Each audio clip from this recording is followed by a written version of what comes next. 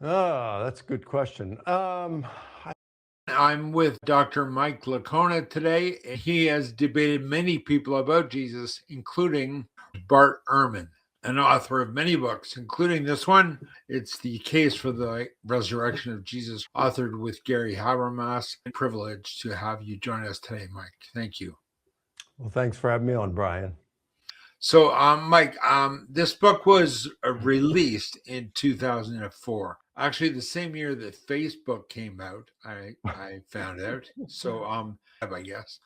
Tell us, how long did it take you to research this? Oh, that's a good question. I think probably 4 years. Mm-hmm. 4 years, maybe. Of course, that's just my research. 4 years. Gary Habermas, of Yeah. course, had been researching it a whole lot longer than that. Yeah. So, I mean, there are a number of non-Christian sources. When you say non-biblical, I'm assuming you mean non-Christian, Yep. because there are Christian non-biblical sources, Okay. and some of them credible. Like you got Polycarp, who is probably a disciple of the Apostle John, who writes, and Right. so we learn some neat things from him. Clement of Rome, possibly, perhaps, probably a disciple of the Apostle Peter. Um, anyway, non-Christian sources. There's Josephus from the end of the first century. And he mentions Jesus' death, and I believe he also mentions that his disciples were claiming that he rose from the dead and had appeared to them. So you got Josephus.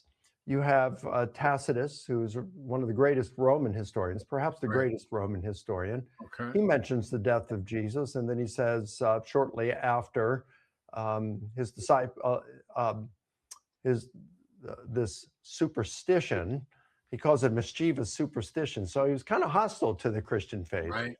which makes him even more valuable because he's biased in the opposite direction, right? Yeah. He's saying that this mischievous superstition broke out again in Judea shortly after his death. He says Christianity was checked for the moment, then it broke out again in Judea where it started, and then it spread throughout the world, even the capital Rome itself. So that, although it doesn't mention the resurrection of Jesus, it's entirely consistent with the apostolic claim that he rose from the dead. It makes best sense of that. And it does mention Jesus's execution by the Romans. You have Lucian of Samosata, who was a Greek satirist in the middle of the 2nd century. He did not like Christianity, but he mentions Jesus's death, his execution by the Romans. You've got Mara Bar-Serapion, who was a Jewish prisoner who was later executed. We have a letter right before his execution that he wrote, and he mentions the execution of Jesus. So you have a number of these non-Christian sources who are mentioning Jesus's death and or his resurrection, or at least something consistent with it.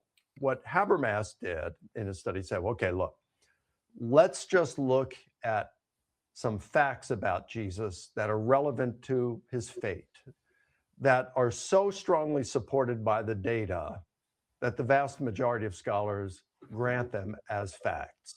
Okay. If we can build a case for the resurrection based on those facts, then it'd be a pretty strong case for the resurrection. So he came up with 12 facts. Okay, 12 facts. And then he said, just based on these 12 facts, a minimal facts, we can give a good case for the resurrection. Then he said, tell you what, let's do it this way. You choose any 3 or 4 of those 12 facts. And, by the way, those 12 facts would only be pretty much the majority of scholars, wouldn't have to be the vast majority. So 51% or better. And then he said, tell you what, you pick any 3 or 4 of those, and we can build a strong case for the resurrection.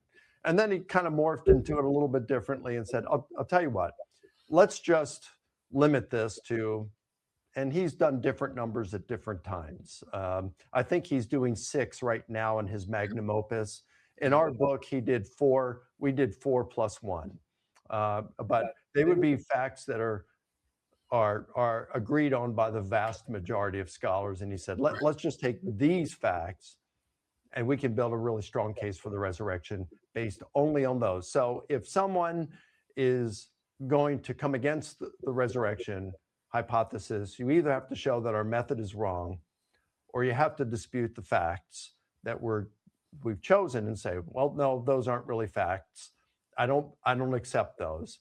And the response of the minimal facts approach would be, well, that's your prerogative, but the vast majority of scholars do.